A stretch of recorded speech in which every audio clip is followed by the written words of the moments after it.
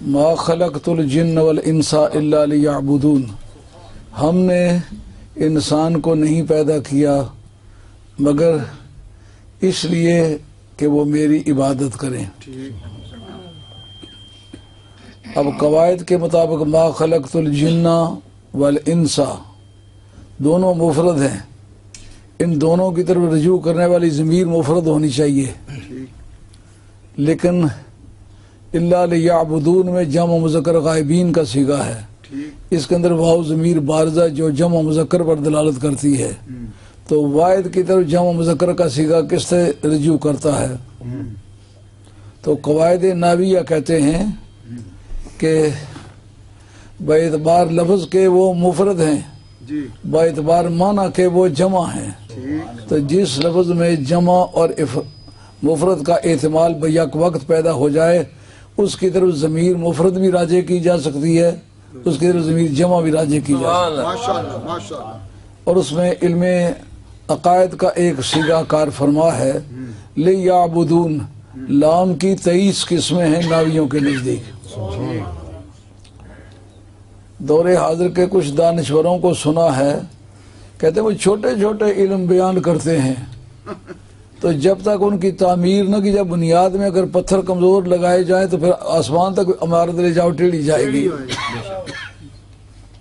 یہ قواعد اس لیے ہوتے ہیں تاکہ آدمی کے بیان کو مستحکم کریں۔ ماشاءاللہ ماشاءاللہ۔ اگر آپ کا علم عقیدہ کہے کہ اللہ کا کوئی کام بھی معلل بالاغراض نہیں ہوتا، یعنی اللہ کی کوئی غرض نہیں ہے،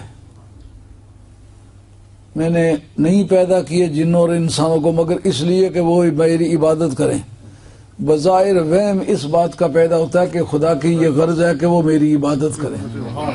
کیا بات ہے! کا درد دل کے واسطے پیدا کیا انسان کو، ورنہ طاعت کے لیے کچھ کم نہ تھے کروبیاں۔ عبادت کا کام تو چل رہا تھا، یہ خدا کی غرض نہیں ہے، کا غرض عادت ہے محتاج کی، خدا محتاجی سے پاک ہے، اس لیے خدا اس معاملے میں بے غرض ہے، اس کو کوئی غرض نہیں ہے۔ کیا بات ہے! کیا بات ہے! لیکن ایک طبقے نے وہ معنی کیے ہیں جو مولانا نے ارشاد فرمائے ہیں، بندہ احمد از برائے بندگی زندگی بے بندگی شرمندگی، بندہ بندگی کے لیے آیا ہے اور بندگی نہ کرے تو شرمندگی ہے، لیکن لفظ شرمندگی کہہ کے وہ اس بات کو وہ ٹال گئے کہ مجھے کوئی یہ کہ یہ خدا کی غرض ہے، کہ اس کا نقصان اسی کو پہنچتا ہے، خدا کو نہیں پہنچتا۔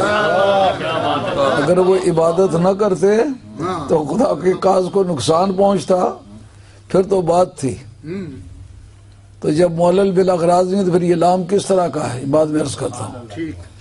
اگر اس طرح کی بات ہے کہ جب تک وہ کام کرتا رہے اس کی بقا رہتی ہے، جب وہ اس طرح کے کام نہ کرے تو قصائیوں کے حوالے کر دیا جاتا ہے، تو پھر پوری دنیا کے مشرکین اور پوری دنیا کے جو بدھ گزرے ہیں، جو کوروان اور پانڈوان گزرے ہیں، اس ملک میں جو کرسچینٹی گزری ہے، جتنا جوڈائزم گزرا ہے، جتنے مشرکین گزرے ہیں، اس ملک میں عیسیٰ علیہ السلام کی آمد سے بہت پہلے وڈ گاڈ کی پوجا ہوتی رہی، اور حضرت عیسیٰ علیہ السلام نے جو اللہ کی بارگاہ میں اپنی خدمات پیش کی، لیکن اس جگہ وہ وڈ گاڈ کی پرست ختم نہ کر سکے، وہ جو اپولو دیوتا ہے اس کی پوجا ہوتی رہی ہے اس ملک میں۔ جو ایسٹروناٹ کو اپولو نہیں کہتے، اپولو نے ایسا کیا، اصل قصہ یہ ہے کہ جس آدمی نے ذرہ دریافت کیا تھا وہ ٹیکسلے میں پڑا تھا، اچھا، تو وہ وہاں ٹیکسلے سے مناسٹری ان کی تھی اپولو، جو بلتستان کا دارالخلافہ ہے اس کا نام ہے اپولو، تو اس اپولو میں جا کر اس نے عبادت کی تھی، بعد میں وہ اس سے متاثر ہوا اور اس نے آ کر کے یونان میں اپولو دیوتے کی پوجا شروع کرائی۔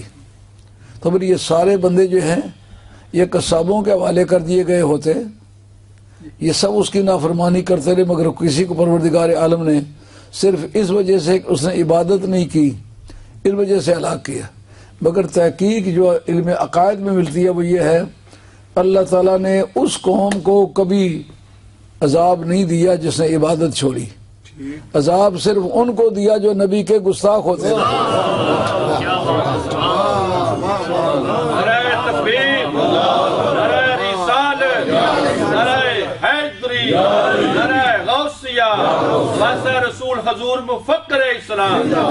واہ بھائی واہ جس وقت انبیاء علیہ السلام کی نافرمانی کی، ان سے ٹکر لی، وہ جو 945 برس نوح علیہ السلام نے واز فرمایا، تو وہ 945 برس انہوں نے عبادت میں تو نہیں گزارا کہ بچے رہے۔ نہیں جس وقت رب نے انتظار کیا کہ میرا نبی اب کیا کہتا ہے، کیا بات ہے جب پتھر مارے گئے، پتھر مارنے والوں میں ان کا بیٹا بھی شمار تھا، ان کا قالوا یا نوح قد جادلتنا فاکثرت جدالنا فأتنا بما تعدنا ان کنتم من الصادقین۔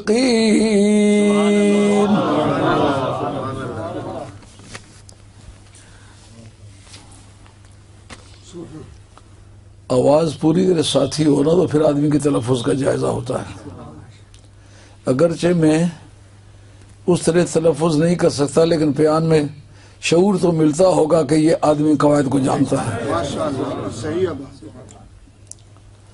انہوں نے کہا کہ اب تو وہ پٹاری میں سے اپنا سانپ نکال جس کا ڈراتا رہتا ہے، کہتا عذاب آئے گا عذاب آئے گا۔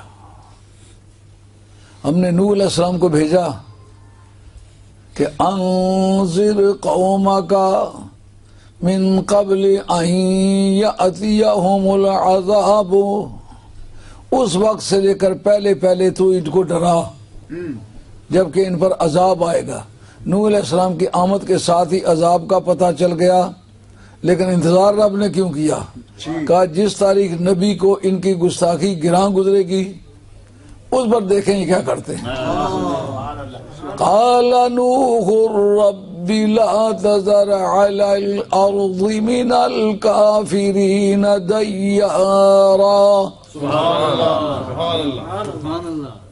نوح علیہ السلام کا یہ بغداد میں جو رہتے ہیں یہی میری نافرمانی کرتے ہیں نا، لیکن ادھر ادھر سے ان کو سپورٹ مل رہی ہے، دنیا کے جتنے بے ایمان ہیں وہ ان کے ہاں میں ملا رہے ہیں، ان کو بھی رگڑا لگا دے اور جو ان کے حامی ان کو بھی رگڑا لگا دے۔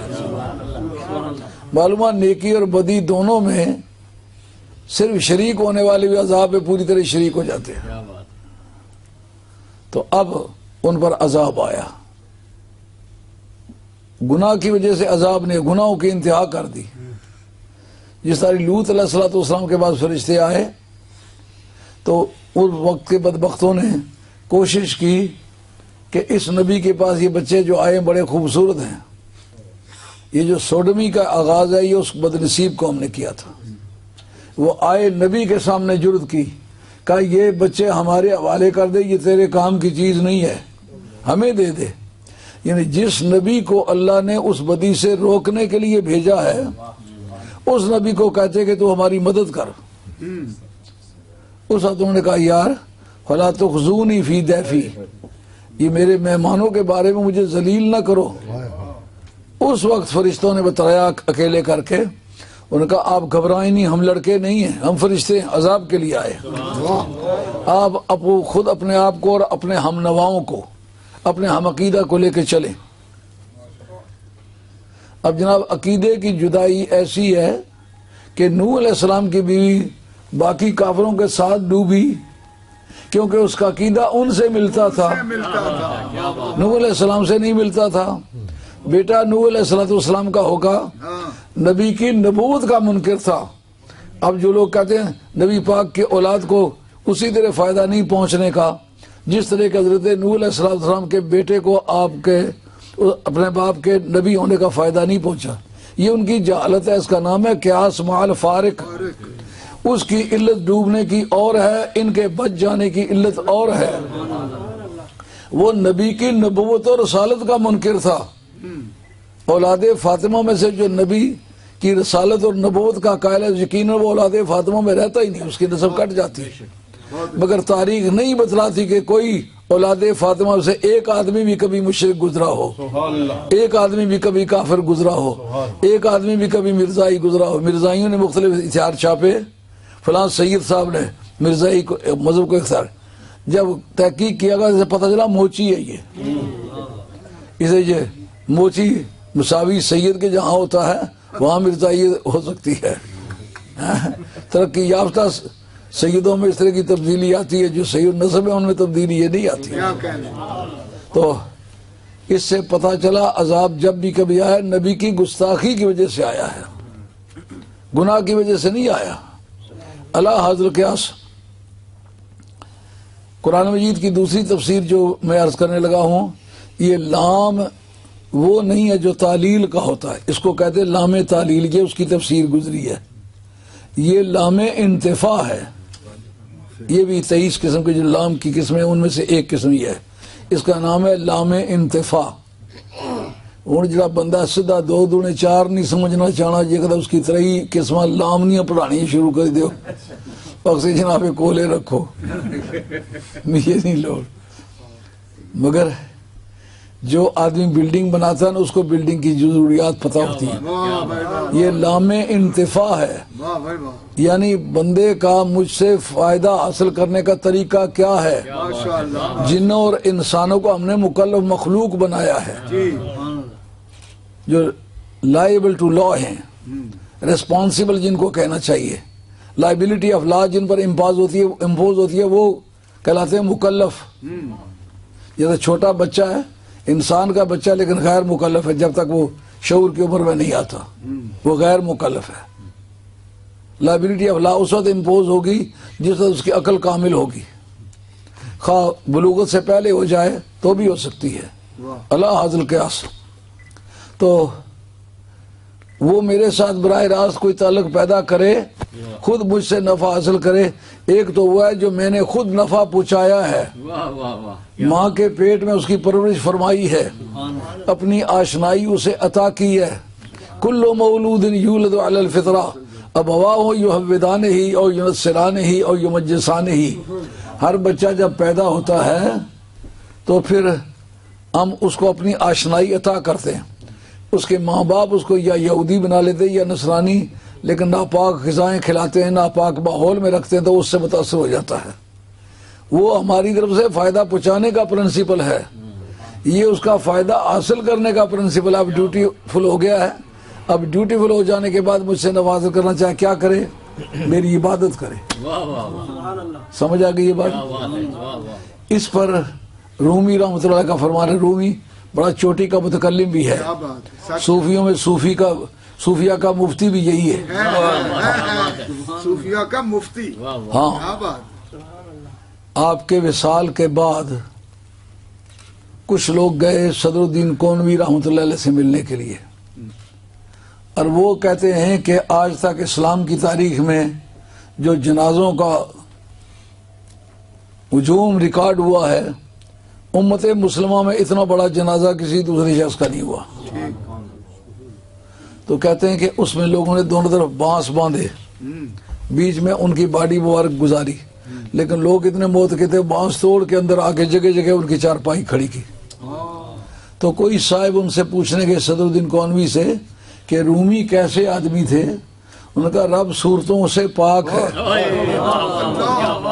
اگر رب کی کوئی صورت ہوتی تو رومی کی صورت ہوتی۔ واہ بھائی واہ، واہ یہ بات واہ، کہہ واہ واہ واہ، وہ کہتے ہیں من نہ کردم خلق تا سودے کنم بلکہ تابر بندگاں جودے کنم۔ فرمایا کہ میں نے مخلوق کو پیدا اس لیے نہیں کیا کہ میں ان سے کوئی نفع حاصل کروں، یہ لام تعلیل کا رد ہے۔